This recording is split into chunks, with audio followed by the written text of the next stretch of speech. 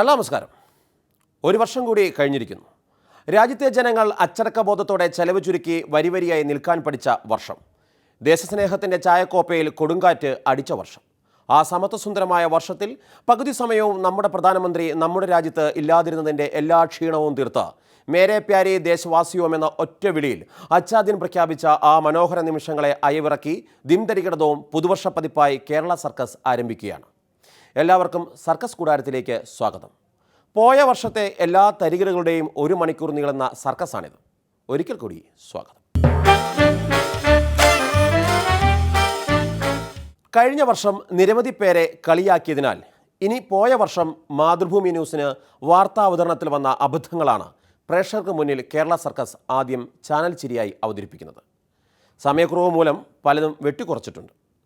വാർത്താ അവതരണത്തിൽ അവതാരകർ എപ്പോൾ തയ്യാറാകണം ഒരു ചോദ്യമാണ്.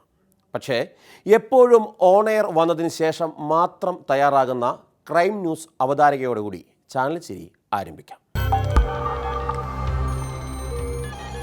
ഡയൽ 100 തുടങ്ങുന്നു. ആദ്യം പ്രധാന വാർത്തകളിലേക്ക്.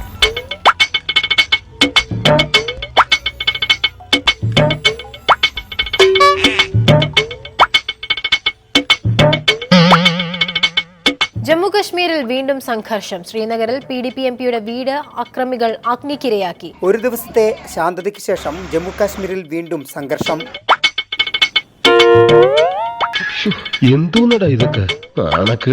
സ്ഥിരമായി മോർണിംഗ് ഷോ വാർത്തകൾ വായിക്കുന്ന അവതാരക വൈകിട്ട് 3 മണി വാർത്ത വായിച്ചെങ്കിലും രാവിലത്തെ ഹാങ് ഓവർ മാറിയില്ല. മാത്രമല്ല ഒരു ഈച്ച മുഖതാവിൽ നിന്ന് നേരിട്ട് വാർത്ത കേൾക്കുന്നതും കാണേണ്ടതാണ്. 56ാമത് സംസ്ഥാന സ്കൂൾ കലോത്സവത്തിന് മാതൃഭൂമി ന്യൂസ് ഒരുങ്ങി. കലയുടെ വാർത്തകളിൽ ഇനി വാസ്തവം നിറയും. ഇതോടെ മോർണിംഗ് ഷോ പൂർണ്ണമാവുകയാണ്. ഇനി കൃഷിഭൂമി കാണാം. നമസ്കാരം. ബുള്ളറ്റിൻ പൂർണ്ണമാവുകയാണ്. ഇനി പ്രാദേശിക വാർത്തകൾ കാണാം. കോൺഗ്രസിന്റെ 131ാം ജന്മദിന വാർത്ത ചരമദിനം ആക്കുന്ന അവതാരകൻ. ഉദ്ദേശിച്ച ഇടവേള വരാത്തതിനാൽ ചുമ്മാ ചിരിക്കുന്ന അവതാരകനും ഒരു കാഴ്ചയാണ്. കെ മുരളീധരന്റെ വിമർശനങ്ങൾക്കുള്ള VM സുധീരന്റെ മറുപടി ഇന്നുണ്ടാകും. കോൺഗ്രസിന്റെ 131ാം ജന്മദിന ആഘോഷങ്ങളിൽ സുധീരൻ നിലപാട് വ്യക്തമാക്കുമെന്നാണ് സൂചന. പ്രശ്നം രമ്യമായി പരിഹരിക്കുന്നതിനുള്ള ശ്രമങ്ങളും കോൺഗ്രസിൽ സജീവമാണ്. ബാർക്കോഴയിൽ UDFനെ വെട്ടിലാക്കി പുതിയ വെളിപ്പെടുത്തലുകൾ.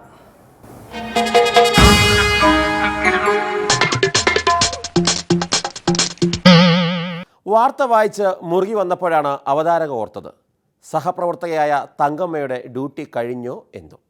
എന്തായാലും പ്രേക്ഷകർ മുഴുവൻ കേൾക്കെ റീഡർ ചോദിക്കുന്നു, തങ്കമ്മേ നിന്റെ ഡ്യൂട്ടി കഴിഞ്ഞോന്ന്. അബുദാബിയിലെ ജനസംഖ്യയിൽ 30% ഇന്ത്യക്കാരാണ്. ഇന്ത്യക്ക് എണ്ണ നൽകുന്ന രാജ്യമാണ് അബുദാബി. മാതൃഭൂമി ന്യൂസ്, ഡൽഹി. തങ്കു നിന്റെ ഡ്യൂട്ടി.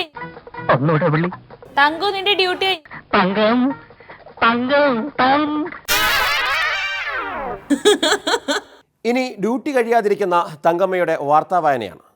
തലനാരിഴയ്ക്ക് അപകടത്തിൽ പെടുന്നത് കാണാം. ഇല്ല, പെട്ടില്ല.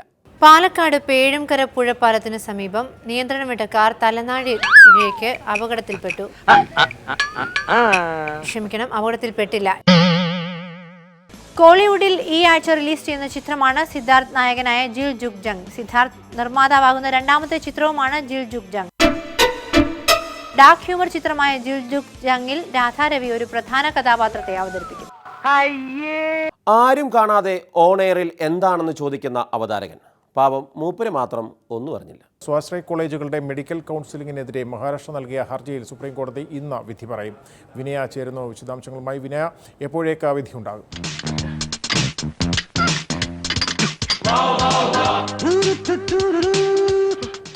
സ്വാശ്രയ കോളേജുകളുടെ സ്വന്തം നിലയിൽ നടത്തിയ മെഡിക്കൽ കൗൺസിലിംഗിനെതിരെ കേരള സർക്കാരും അതുപോലെ തന്നെ മഹാരാഷ്ട്ര സർക്കാരും നൽകിയ ഹർജികൾ ഇന്ന് 2 വാഴയുടെ നാര് മുള. പുതിയ കണ്ടുപിടുത്തവുമായി അവതാരക എത്തുകയാണ്. പ്രകൃതിയിൽ നിന്നുള്ള വസ്തുക്കളിൽ നിന്ന് മനോഹരവും ഈടുറ്റതുമായ ഉൽപ്പന്നങ്ങൾ നിർമ്മിക്കാൻ പരിശീലനം നൽകുന്ന സർക്കാർ സ്ഥാപനമാണ് കൊല്ലം ചന്ദനത്തോപ്പിലെ KSID വാഴയുടെ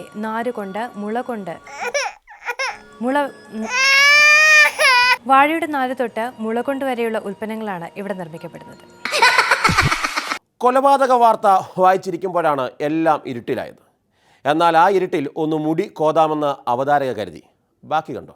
തിരുവനന്തപുരം നെയ്യാറ്റിൻകരയിൽ കാറിലെത്തിയ സംഘം യുവാവിനെ വെട്ടിക്കൊലപ്പെടുത്തിയ തമല സ്വദേശി സുരേഷാണ് രാവിലെ കൊല്ലപ്പെട്ടത്. പൂജപ്പുര ബിനു വധക്കേസിലെ പ്രതിയാണ് കൊല്ലപ്പെട്ട സുരേഷ്. കൊട്ടേഷൻ സംഘമാണ് കൊലപാതകത്തിന് പിന്നിലെന്നാണ് സംശയിക്കുന്നത്. വിവരങ്ങളുമായി ഹിജാസ് അഹമ്മദ്. ഹിജാസ്, ആരാണ് കൊലയ്ക്ക് പിന്നിലെന്ന് പോലീസിന് കൃത്യമായ വിവരങ്ങൾ ലഭിച്ചു കഴിഞ്ഞു? സ്മൃതി, രാവിലെ 8:30ക്കാണ് കൊലപാതകം നടന്നത്. നെയ്യാറ്റിൻകരയ്ക്ക് സമീപം എന്തോന്നടേ ഇത്? മിന്നാമിനിങ്ങിന്റെ നുറുങ്ങു വെട്ടോ വെട്ടോ വിളിച്ചൊന്നുമില്ലേ? മാറനല്ലൂരിൽ വെച്ചായിരുന്നു കൊലപാതകം നടന്നത്.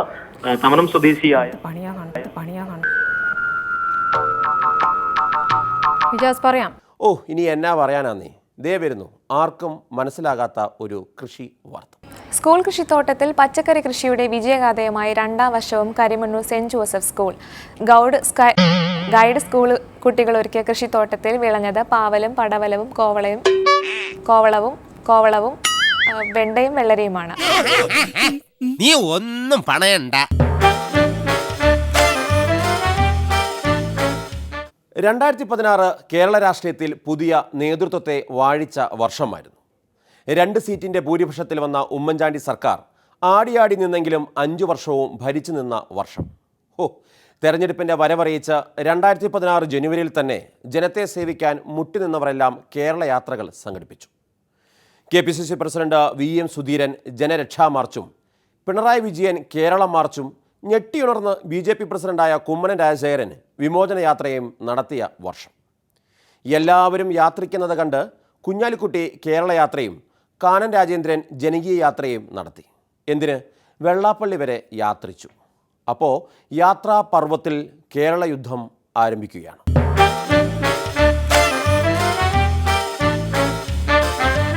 യാത്രക്കാരാ പോകുക പോകുക ജീവിതയാത്രക്കാരാ ജീവിതയാത്രക്കാരാ.